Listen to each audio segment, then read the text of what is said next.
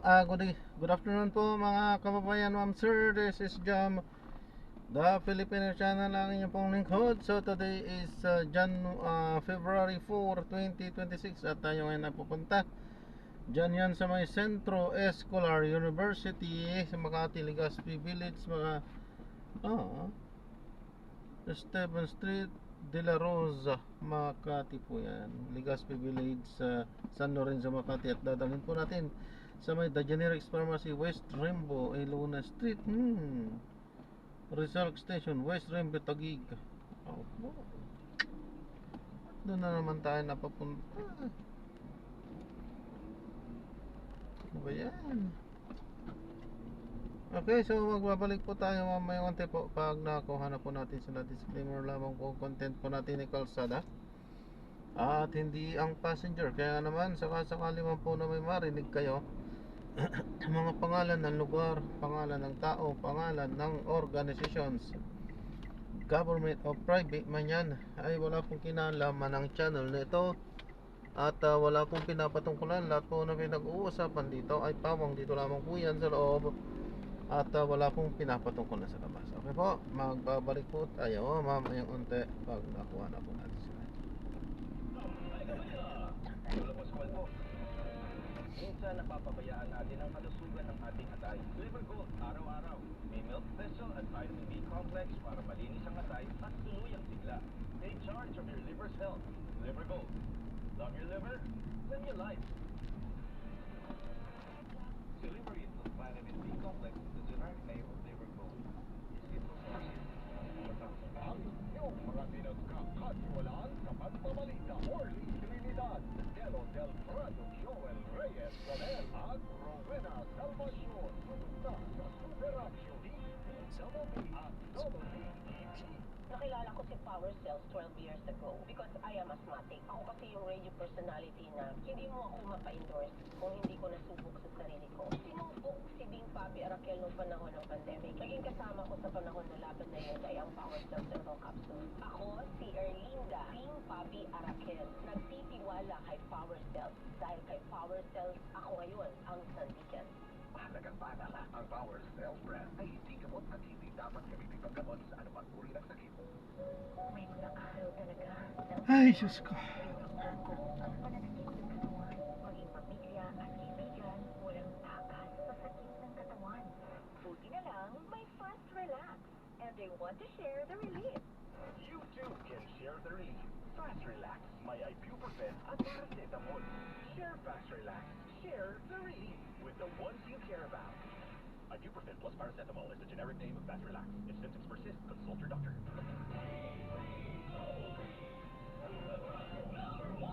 Ako po ang inyong kapuso, Cathy San Gabriel. Labis-labis na kasiyahan ang malamang kami ang #1 sa inyong puso. Kaya naman ngayong 2026, higit pang palalawakin ng SOS, serbisyo on the spot, ang pagbibigay ng serbisyong totoo. Ang pagtugon sa inyong mga tanong patungkol sa iba't ibang serbisyo ng gobyerno at paghahatid ng payong legal.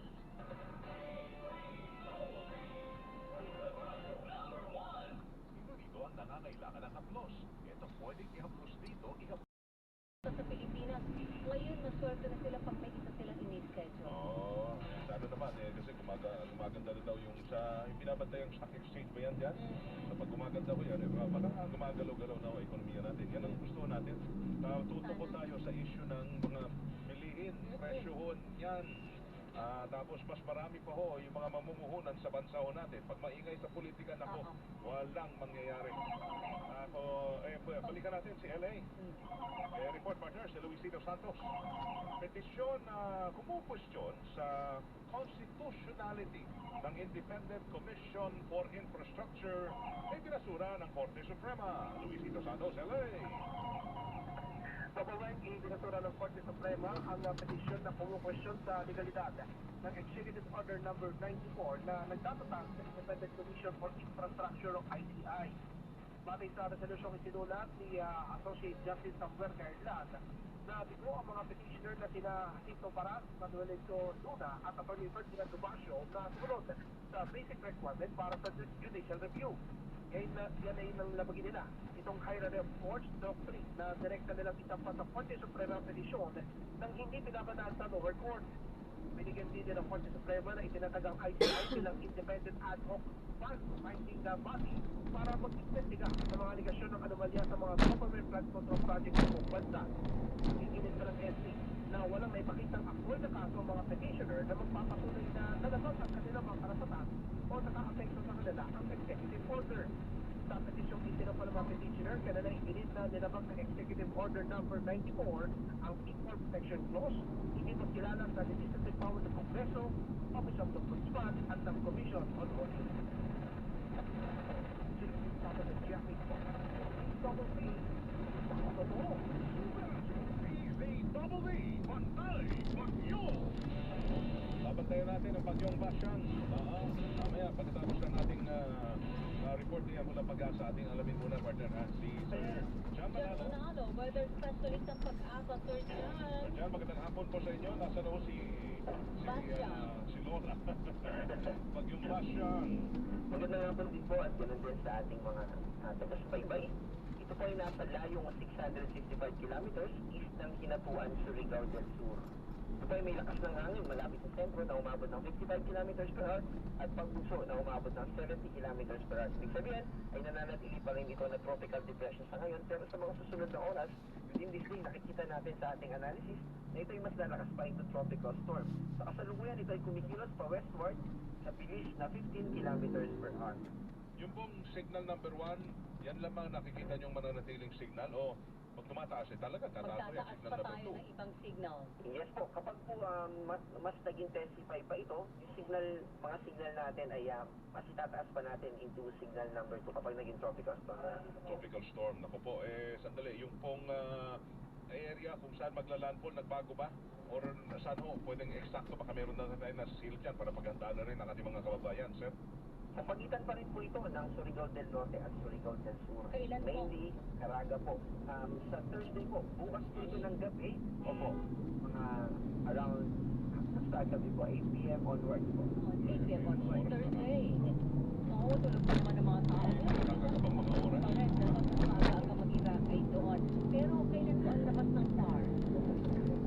Sa ating analysis po, yung paglabas niya ng PAR ay nakadepende po kasi by Sunday ay nandito na siya sa West Philippine Sea. Kung mananatili pa rin na existing itong tropical depression ay kasi nakikita po natin by Sunday magiging low pressure area na lamang Ay, ito. salamat. Sa mga susunod po. Opo, pwede na po na ayan, opo. Oh, good. Pero ano, madami ba itong may dala ba itong maraming ulan? Dadaan maraming dagat eh. May actually mas more on ulan po ito kaysa dun sa wind speed dahil yung tropical storm ay hanggang signal number 2 lamang po, pero yung kaulaban ay nakikita natin sa ating analysis na pwedeng umabot ng hanggang 100 to 200 millimeters yung mga pag-ulan sa ilang lugar. Yung 200. Sige. Makakabang Salamat, dami Sir yun. John, ha? Sir John, Maraming tulog salamat tayo po sa dyan. inyo sa Pag-asa. Thank you, sir. Maraming salamat din po at ingat po tayo. Magandang hapon si Sir John Manalo, weather specialist ng Pag-asa. Superadio, DZWD, Pantay, Bagyo! May At Pag-asa pang dahil bumati. dyan, babati muna ako ng happy birthday. Happy birthday, 63 Happy. years old siya Wow. today. Wow, 20% Oo. discount. Gusto ko yan. 60, di ba? Pwede ba pati sa appliances meron? Hindi, pagkain gamot lang, Wala, no? wala. Oo. Pagkain, Si pagkain. Loretta Luring Sangklang. Mhm. Ate Luring, happy birthday! Happy birthday! Dati bang pansit? Yeah. Oo, thank you, happy birthday For po. long life. Yeah. Long life. Salamat. Babalik ko kami, Pag Laura. birthday ka, lahat ng klase ng noodles Lahat meron. ng pansit. Oo, Lahat ng yan. pansit, ha? Oo. Alas 5:04 na ho ng hapon. Labanan ng fake news. Dapat totoo. Ang oras na ito ay inihatid sa inyo ng Department of Health. Bawat buhay, mahalaga. Double waves at double B. DZWD, number 1 sa Mega Manila. The next frontier of competition is here. Playtime Entertainment presents PT Sports. Powered by Philippine Pride. From professional Dota 2 esports to competitive sports across every stage. Search Playtime Entertainment on Facebook and follow today. Playtime Entertainment, born for happiness. Playtime Entertainment, born for happiness. Your bill, sir. What? 40,000 pesos for dinner? 4,440. Price check or eyes check for expert eye care, state-of-the-art facilities, affordable eyewear. Go to EO Executive Optical. Your bill, sir. Order for more. Dessert EO. Love your eyes. For expert eye care, come to EO Executive Optical with over 300 stores nationwide. EO Executive Optical. Love your eyes. I am Captain Eduardo Rimpin, President of a shipping corporation. Kahit na senior na, I never grow tired of working for my family and company. Pero dapat alalay din sa trabaho. I make sure to live a healthy lifestyle, proper diet, and exercise. I also have MX3 capsule and coffee as my daily supplement. Tunay, natural, at original. Thank you MX3 capsule, dito ako bilib. Mahalagang paalala, ang MX3 capsule ay hindi gamot at hindi dapat gamitin panggamot sa anumang uri ng sakit. Healing Galing with Doc E. Mapapanood sa GTV, TV27 Manila, TV2.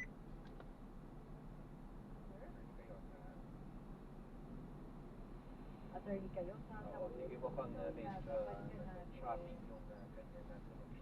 Ano na nga yung tanong mo kanina, partner? Kasi ano yung parang ganun eh. Sa mga future na magsasampa, di ba, ng impeachment na complaint.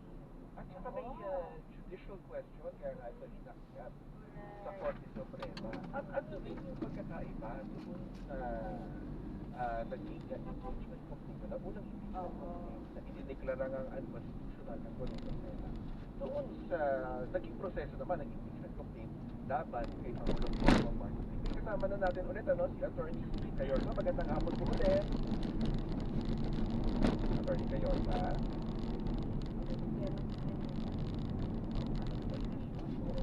Technical Attorney Cayorza, magandang hapon po. Good afternoon. Ayan. Go ahead, partner. Yun nga, yung ating tanong po kanina, nag-iwan namin kayo pansamantala. Yung itinigil, parang left no? Sa mga future na magsasampa ng reklamo impeachment. Una, of course, galingan nila yung kanilang mga aligasyon. Sapagkat hindi naman po biro-biro, we cannot trivialize it. At huwag lang umasa sa politikahan o propaganda. That's number one. Pangalawa, sa ating mga congressman na nasa lungsod, ayus-ayusin nila yung proseso nila at aksyonan sa lalong madaling panahon. Baka na naman ito hahanap na naman sa Supreme Court at lalong manipulate. Sapagkat ang impeachment naman talaga sa ating konstitusyon, trabaho yan ng mga mamamatas, mga elected representatives natin, at sana wala nang puwang para makialam pa ang Supreme Court. So, galingan nila, ayusin nila yung kanilang proseso at huwag na nila patumpik-tumpik, kaya pa-dribble-dribble. Kasi talagang mas maguguluhan ang taong bayan ang proseso at mas mapapatagal itong mga controversial na issues na ganito. Ano naman po yung naging pagkakaiba? Kasi po yung kay VP Sara Duterte na unang impeachment na later on na itinitala ang constitutional na Korte Suprema, ay iba po yung naging ruta. Dito naman po naging ruta na impeachment complaint laban kay BBM. So ano po yung mga pangunahing pagkakaiba itong dalawang impeachment complaint? Si JP Rizal. Walang pagkakaiba lang yan dito sa kay President Marcos, ang ginamit nila yung express name, yung pangalawang yung regular name, baga yung unang mode, may magko-complain, may mag-endorse ng at least isang congressman, tapos sasubmit ng speaker sa Committee on Justice at titignan nga nila yung sufficiency and substance at kung merong deficiency, masasagutin yung nasasagutan at i-decision sila kung anong i-recommend nila sa plenaryo. Itutuloy ba? May sapat ba na basihan?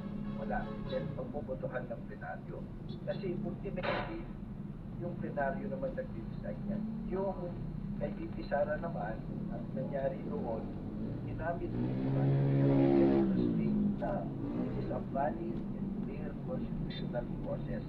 Dahil siguro overwhelming ang suporta, nakita naman nila Kasi dumaan na kasi yung mga issue na yan sa mga kwadro, ay hindi na rin tingin sa kanila yung mga basehan. Eh, tingin nila yung at least 1/3 na kay Vice President Sara, more than 2/3 pa yung boto na talagang kumbinsido sila na may substance at hindi ang ebidensya laban sa kanya. Kaya, pinatumaan sa Committee on Justice at diretso na sa Senado. So, yun ang nangyari ko. Kaya ako exodus stream ang nangyari. Kaya diretso na agad sa Senado. Kasi yun naman utos ng Constitution. If there is a 1/3 vote na agad ng plenaryo, then sasabit na yan yung complaint regarding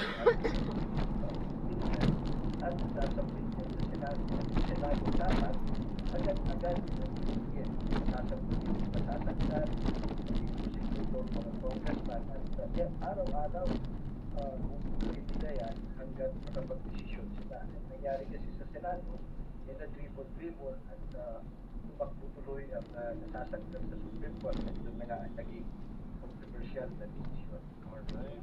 Sorry po, wala na po tayong oras. Maraming salamat po, Attorney Domingo Igong Gayosa. Maraming salamat po naghapon sa Gandang hapon po, yan po mga kababayan, ang kung dati po na Pangulo ng Integrated Bar of Oo. Ay, nagkakukuha lang muna tayo ng report.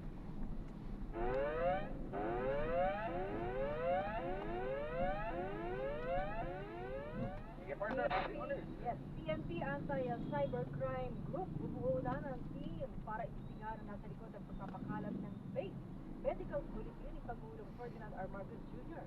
Narito ang balitang kumpirmado, sigurado, hatid ni Radyo Patrol, Marlene Padierno. Marlene.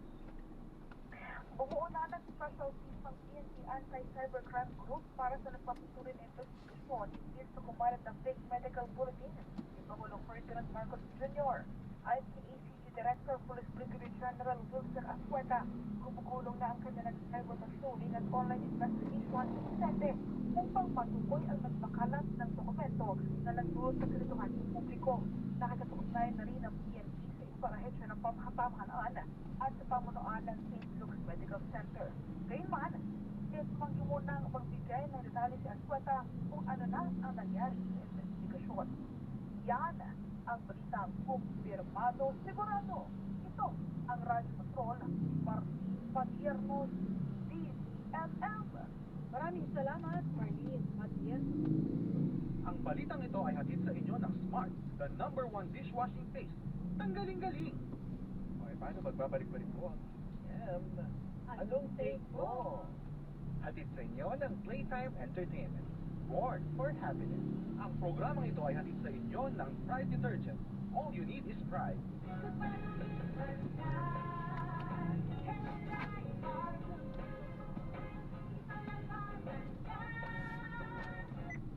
Yun, yes, always. Kasi, di ba, you love the food. Yes, As a family. talagang we love Alipon po yun, unti-unti pong nung una, hirap pa po ako pero nung dire-diretso pag-inom ko, Narito na ang mga balansado sa pagbabalita at komentaryo sina Henry Uy at Karen Ovio. Balansadong balita. Pilipinas sa araw ng Miyerkules, 4 na sa buwan ng Pebrero taong 2026. Sa ulo ng mga balansyadong balita. Dalawang impeachment complaints laban kay Pangulong Bongbong Marcos idineklarang insufficient in substance ng House Justice Committee. Rekomendasyon ng Blue Ribbon Committee na kasuhan ang ilang senador sa flood control anomaly, paninindigan ni Senator Ping Lacson. Mag-asawang Biskaya, namumurong kasuhan ng tax evasion ng Department of Justice. Pag-alis sa travel tax, iminungkahi sa Kongreso. Secretary Cristina Frasco ng DOT Department of Tourism ay pinagutos ang pagtatanggal ng kanyang larawan sa lahat ng tourism materials. Eksaktong lokasyon ng lumubog na barko sa Basilan natukoy na ng Philippine Coast Guard. Ang mga nasawi umabot na sa 45. Mini dump truck nahulog sa bangin sa Negros Oriental, siyam na sakay, kasama ang driver, patay. Mga Eastern Visayas at Eastern Mindanao pinag-iingat ng OCD o Office of Civil Defense sa banta ng bagyo nga Basha. Magandang hapon, Pilipinas. Kami po ang inyong tagapagbalita. Ako po si Miss O, Miss Karen Oyong. At Henry Uri. Sa detalye ng mga balita, diniklara ng House Committee on Justice na insufficient in substance o kulang sa sapat na batayan ang dalawang impeachment complaint inihain laban kay Pangulong Ferdinand Bongbong Marcos Jr. Sa botong 42-103, ibinasura ng Committee on Impeachment Complaint na inihain ni Attorney Andre De Jesus, samantala botong 39-7 naman na insufficient in substance din ang reklamong inendorso ng mga bayan bloc. Dahil dito tapos na ang impeachment proceeding laban sa Pangulo at hindi na umabot sa pagdinig ng mga sinumpang salaysay ng mga reklamo at ng Pangulo, gayon din sa presentasyon at pagtalakay ng ebidensya. Narito ang mga tinig. With a vote of 42 in favor of the motion, 1 against the motion, and 3 abstain, the chair therefore declares the impeachment complaint of De Jesus insufficient in substance. In favor of the motion, 7, and those against the motion, 39, with 0 abstention. The chair declares the Masa et al. Impeachment complaint insufficient in substance. Samantala, ginagalang ng militar ang paggulong ng demokrasya sa harap ng mga impeachment complaint laban sa kanilang Commander-in-Chief na si Pangulong Bongbong Marcos. Itong sinabi ni Armed Forces spokesperson Colonel Francel Padilla matapos ang paghahain ng tangkang pagpapatalsik sa presidente. Kaiba sa nakaraang mga paghikayat na bumaliktad ang kasundaluhan. Tiniyak ni Padilla na mananatiling non-partisan at apolitical ang AFP at hahayaan nilang usapin sa mga kaukulang ahensya ng pamahalaan. Pakinggan po natin ang tagapagsalita ng Armed Forces of the Philippines, Colonel Francel Padilla. We remain a professional organization. So tuloy lang din po tayo sa ating mandato. Sa ganyang usapin po, since hindi ranking officials in the land, meron po ba siyang na-share po, na-express na mga sentiments about this? And what can she say that can affect yung ating bansa, and of course how the other countries are seeing us right now?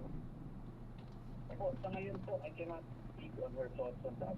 Wala naman kami na pag-uusapan na ganyan. Lalo-lalo na po, I'm no longer the spokesperson of the Vice President, the Office of the Vice President. So I can only speak for the defense team. And kami naman po, although siyempre bilang mga Pilipino, we are aware of these things. Pero pagdating naman po sa trabaho, ang focus lang po talaga namin ay yung impeachment complaint laban sa ating Vice Presidente. It would be unfair for me to comment on the other impeachment complaints against any other official. Opo. Attorney, last on my part, tama ba yung hindi mo nagkakamali, may pinabanggit din ng Vice President na actually 2023 pa nga nung palutangin na sasampahan siya ng impeachment, pinaghahandaan niya na ito. Meaning to say, walang pag-iwas na pinag-uusapan as far as the defense and the team of VP Sara is concerned. Ako, tama po yan. I can confirm that on late 2023, nung una kami nag-usap ng Vice Presidente at nung unang na-form yung pagiging mga abogado niya, no? Nung team of lawyers niya, sakali mong magkaroon ng impeachment. Dahil sa mga panahon na yun, I think there were already certain groups floating the idea of filing an impeachment complaint against the Vice President. So, that early on, ay meron na pong nabuong team, and that team remains the same until this very day. Okay. So ito, wala nang mangyayari pong pagka-question sa Korte Suprema doon sa sinumpang impeachment na sa kanya. Paghahandaan na lang ito. Well, sa ngayon po, no, hindi kami pwede magbigay ng anything I would say, definitive dahil syempre, kakapay lang po ng complaint. That is why we are monitoring the development. Titingnan po natin kung aaktuhan at kung paano aaktuhan ng itong mga complaints na to. But definitely, we will participate in the process. Kasi gano'n naman talaga. Kung may complaint, dapat natin sagutin at dapat natin talaga sumilalim tayo sa proseso. Attorney, salamat po ng marami for sharing your precious time. Alam ko kayo masyado busy. Salamat sa inyo pagpapalala po. Maraming salamat po, Sir Henry at Ma'am Karen, for your patience and for always, trying to get our side on issues. Maraming salamat po sa inyo at magandang hapon po sa ating mga kababayan. Thank you po, Attorney Michael Poa. Attorney Michael Poa, spokesperson ng defense team kay Vice President Sara Duterte sa impeachment na ngayon po'y nakasampa na sa Kongreso. Thank you so much. By the way, teka muna.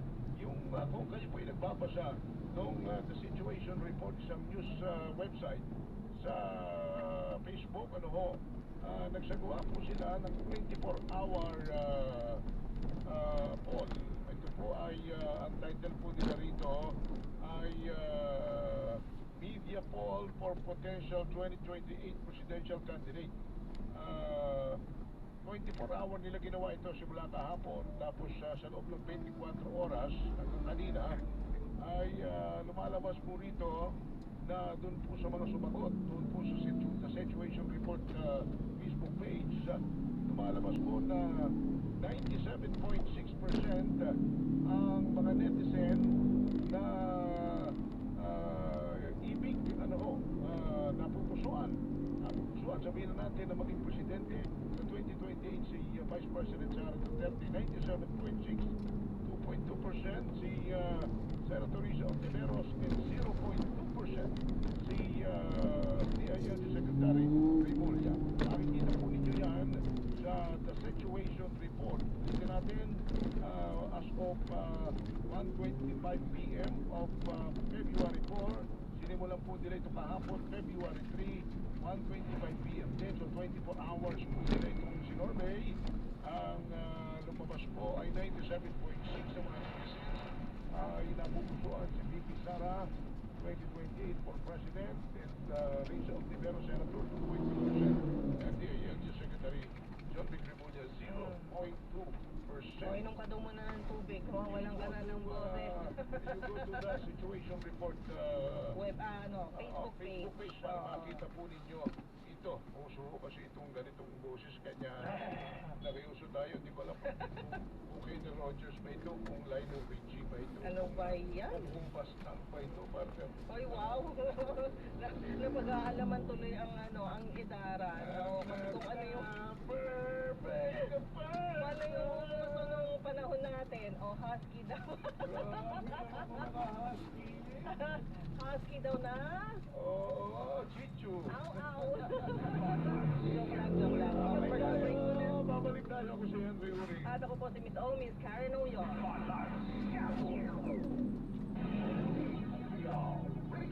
Number 1 naman sa Metro Manila, pati rin sa Mega Manila.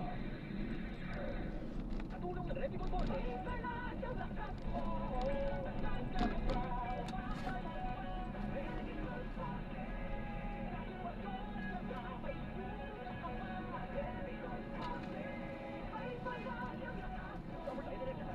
multivitamins, minerals, amino acids, stationary chemical prep for negative symptoms persist, consult your doctor.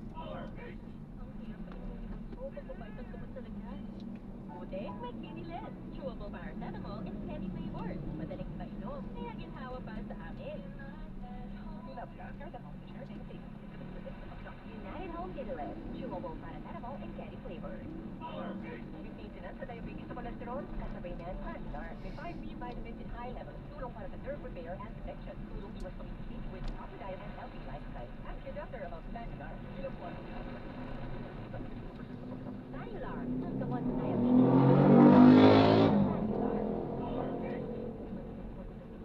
At with United Overdose Providers, ang baba, ito at baba, may healthy blood for a healthy flow. Power diet and exercise.